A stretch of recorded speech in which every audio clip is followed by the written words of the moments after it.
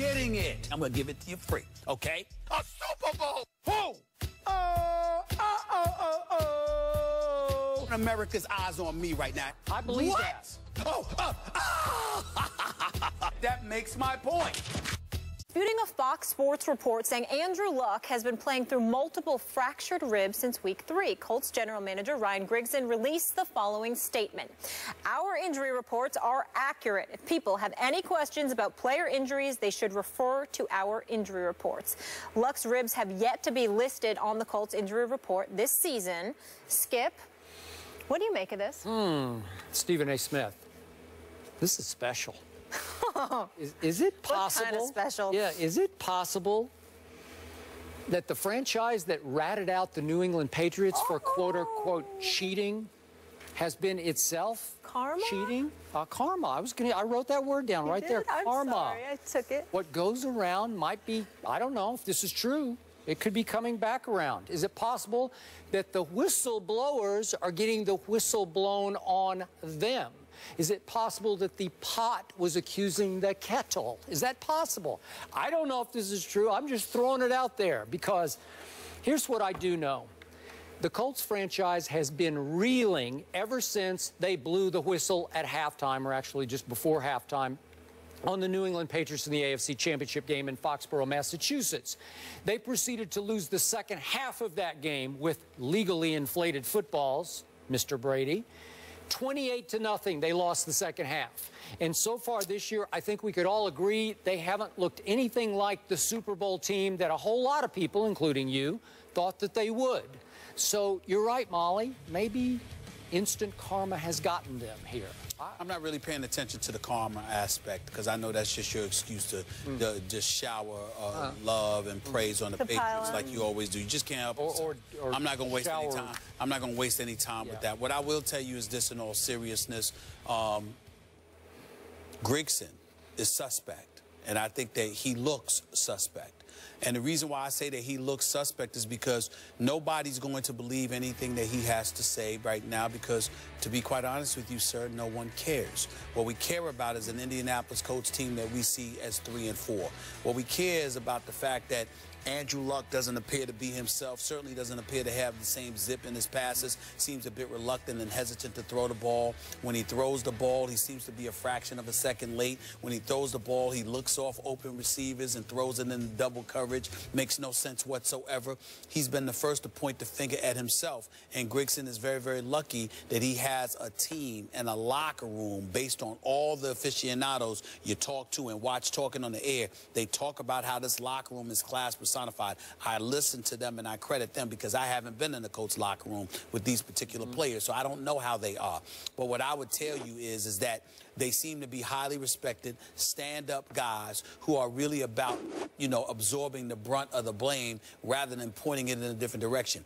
You have an offensive line that has allowed Andrew Luck to get beat up. The belief is that if he did get hurt, it was in that Tennessee game when he took a couple of vicious shots. Obviously, even though he didn't get sacked against the Jets, but he played against Buffalo and then the Jets, he took his share of hits those first 2 games. All right, so when you look at it from that perspective, he clearly hasn't been himself. There's no denying that. We can't absolve him for how he's looked because he's looked bad. That's why they're the 21st ranked offense. That's why they've got the 13th ranked passing attack. They spend a boatload of money in the offseason on receivers. Paid little to nothing to the offensive line. And that's what this really comes down to. You got Andrew Luck weapons, but you didn't buffer his protection. And so when you look at it from that perspective and the fact that Grigson has been there, the fact that this is a guy in his first 3 years that was sacked 100 times, hit about an additional 71 to 72 times, they said that Andrew Luck had been hit more than any quarterback in football coming into this season over the previous 3 years. So when you combine that with the semi-beating he's taken this year, with Harriman, he was supposed to be the big catch because the Eagles shouldn't have lost him. They shouldn't have reneged on the offer that they gave him, but he got picked up by the Colts once he departed from Philadelphia, and then Pagano was like, well, look, he's not doing the job, so I'm going to bench him for Muhort. I believe that's his name. So he comes up in there, and he's there for you, and the protection seemingly has gotten better. In the end, you still still lost the last two to New England and New Orleans. I don't think you're going to beat the Carolina Panthers tonight at Carolina. I'm here to tell you that. And as a result, I think they're snowballing right now. When you combine that with Grigson arguing with the owner in the locker room, it just tells us that there's something that's going on that transcends the players or the coach, and that's a big problem for Grigson because Irsay ain't firing himself.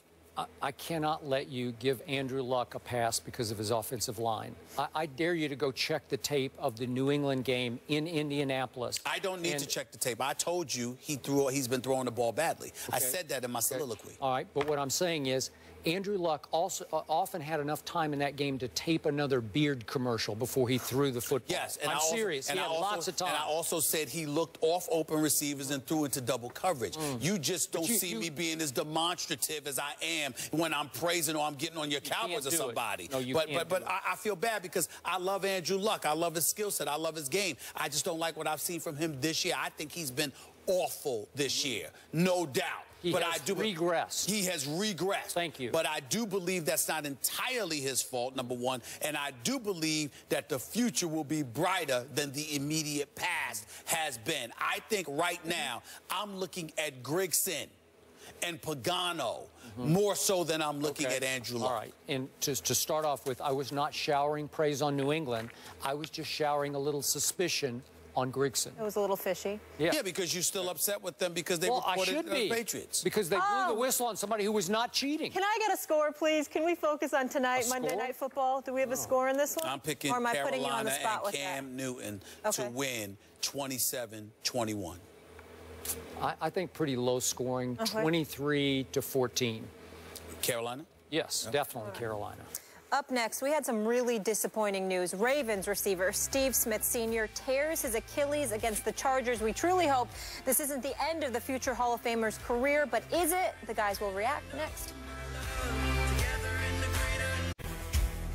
First Take is brought to you by Liberty Mutual Insurance. See car insurance in a whole new light.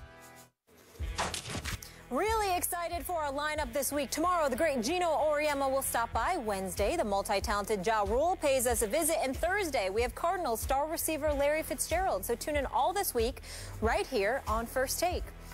Meanwhile, Ravens coach John Harbaugh says Steve Smith Sr. suffered a tear of his Achilles and will be out for the season, but he has a feeling he will be back. Stephen A., is the Ice-Up Son era over? Well, I don't know. He's a tough rider. I don't think he wants to depart from the game on this level. I think he wants to go out on his own terms, but he is a different cat. He'd certainly have a future in this business, I can tell you that much. He might decide to walk away. He's his own man. He's going to make that decision on his own, but I suspect that he doesn't want to go out this way. Had 300, 100-plus yards this season already, was the leading receiver on the Ravens, still has a lot left in him. We'll see. Yeah, I hope you're right about this. I would love to see him come back for at least one more year, but his heart's really going to have to be in it because there's no longer or tougher rehab than Achilles rupture rehab, especially for a player who relies on high-speed cutting. It is hard to come back full speed from this. If he does not come back, we'll see him in the Hall of Fame. Think so? I think so. It'll be a close call. We'll see him in the Hall of Fame. Yeah, I hope you're right. I want to see him perform one more time. I hope so, too, but I agree it will be close. Monday Night Football on ESPN, Colts, Panthers. Guys, you're both going with the Panthers. No doubt. I want to pick the Colts just so I could be right and go out on a limb, but I can't. Oh, come on. I can't. No conviction. We're so surprised. We're so surprised. Whatever. Gino Auriemma's here tomorrow. Finally, some greatness on this set. Have a good day, everybody. See you tomorrow. You're not getting it. I'm going to give it to you free, okay? A Super Bowl. Who? America's eyes on me right now. I believe that. That makes my point.